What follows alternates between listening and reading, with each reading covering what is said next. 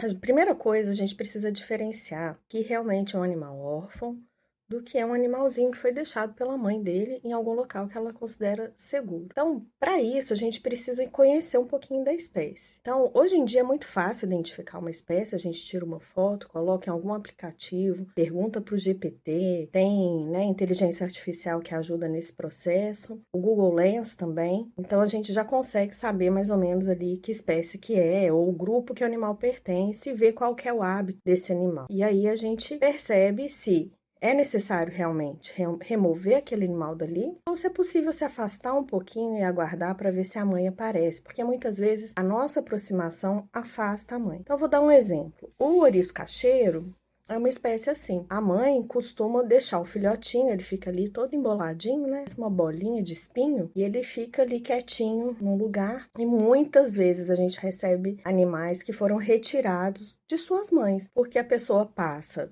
acha que o animal está sozinho, que ele está abandonado, quando na verdade esse animal foi simplesmente deixado ali pela própria mãe dele. A mãe sai para pegar comida, né, para se alimentar, beber água e volta para amamentar. E aí, nesse meio tempo, pode acontecer de alguém pegar esse filhote. Agora, quando que a gente precisa realmente remover um filhote? Quando a gente percebe que o animal está desidratado, que ele está, né, no caso de aves, está com o biquinho aberto, dificuldade de respirar, se está sendo atacado por formigas, né, alguma situação de perigo, se tem predadores por perto, né, que aí a gente tem animais que realmente possam ter caído do ninho, aí a gente recolhe e é importante, né, observar a hidratação desse animal e buscar o mais rápido possível um atendimento veterinário especializado com algum veterinário, né, ou veterinária que seja especialista no atendimento de animais selvagens, tem especialização nessa área, ou chamar algum órgão público que possa encaminhar esse animal adequadamente.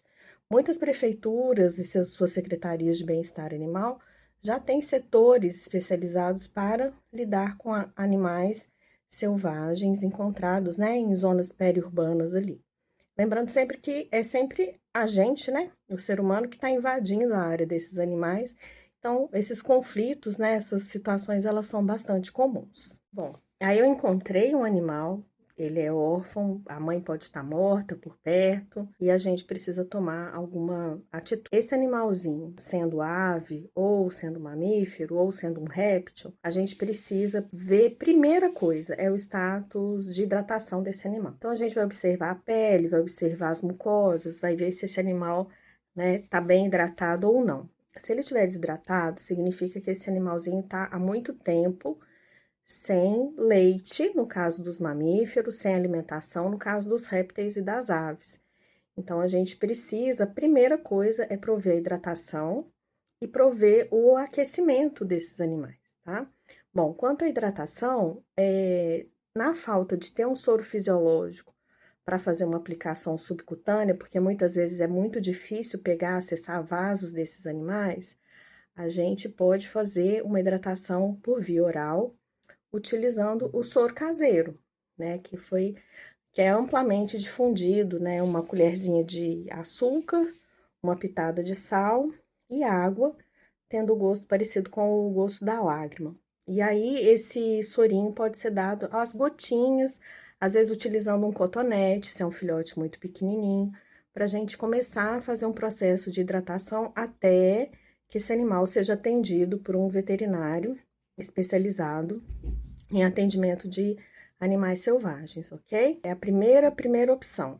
Depois, se a gente for pensar em dieta, a gente precisa descobrir a espécie e a gente precisa ter uma noção do que aquele animal adulto come na natureza, para a gente poder fazer a dieta adequada, porque não é porque é uma ave que todos vão comer o mesmo tipo de ração. Então, por exemplo, tem aves que a gente pode dar até ração de cachorro amolecida, né? Então, esses, por exemplo, bem-te-vi, que é muito comum agora em setembro, é a temporada, né? A gente começa a ter bastante filhotes de bem-te-vi caídos de ninhos, ou que no primeiro voo não conseguem um sucesso bacana e eles acabam caindo. Então, a gente precisa, às vezes, fazer alimentação com ração, com o que tiver disponível ali. A gente amolece a ração de cachorro ou de gato e vai dando aos pedacinhos direto no bico da ave. Mamíferos, a gente precisa descobrir direitinho qual é o filhote, mas existem algumas fórmulas que são desenvolvidas para seres humanos, que a gente encontra facilmente em farmácia comum, farmácia humana, que podem ser adaptadas para algumas espécies de animais selvagens, mas sempre sob orientação de um médico veterinário. Por quê? Porque a gente pode ter situações de espécies que podem ter mais facilidade para ter diarreias ou prisão de ventre, dependendo da fórmula que a gente ajuda. Então, a gente vai fazendo um manejo nutricional.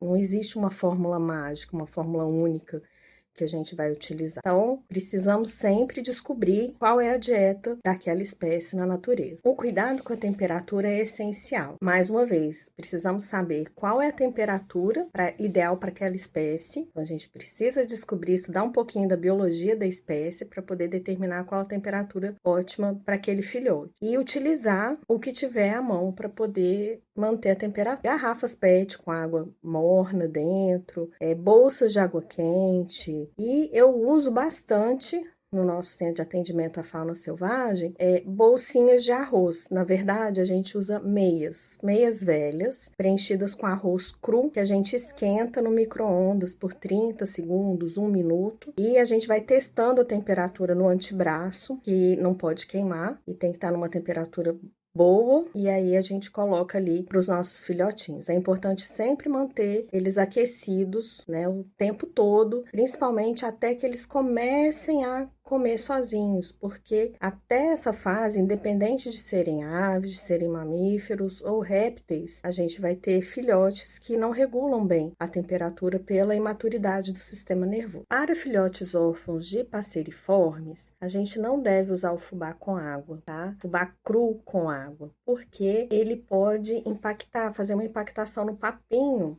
desses animais. E aí a gente impede o bom trânsito, né, do alimento. Ele empedra mesmo, ele fica ressecado dentro do papo. E aí, para resolver essa situação, a gente precisaria passar uma sonda e amolecendo esse fubá para ele poder fazer o trânsito normal dele. Então, a gente sempre recomenda as papinhas próprias para passeriforme, que a gente consegue achar facilmente em pet shops, e na dosagem certinha, sendo feito morninho com a quantidade certa, elas resolvem muito bem a situação de animais órfãos. Mas se a gente está, por exemplo, numa situação que não tem nenhum tipo de alimento disponível, mas tem o fubá, cozinha, faz o cozimento do fubá, faz aquele mingauzinho, né? Espera esfriar bem, e aí ele pode ser dado em pequenas quantidades. A gente observa, né, o enchimento do papinho da avezinha e observa o tempo de esvaziamento. O tempo de esvaziamento, dependendo do tamanho de um filhote de passeriforme, vai ser de meia hora a 2 horas. Então, a gente tem que observar. Se ficar mais do que isso,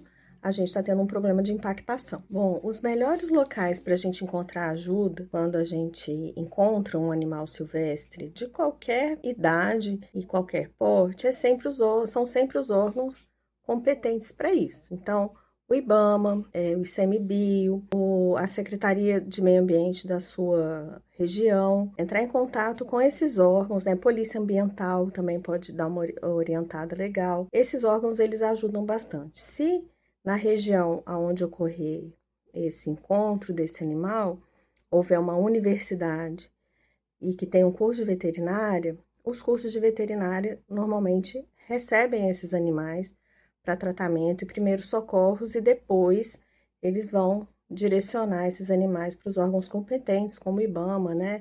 Aqui no Espírito Santo a gente tem o IEMA também, que vão cuidar desses animais a partir do momento que a gente estabilizá-los, que eles estiverem aptos a receber algo. Aqui no Espírito Santo, na universidade que eu trabalho, a gente tem um centro de atendimento à fauna selvagem, onde a gente atende e dá suporte a muitos filhotes.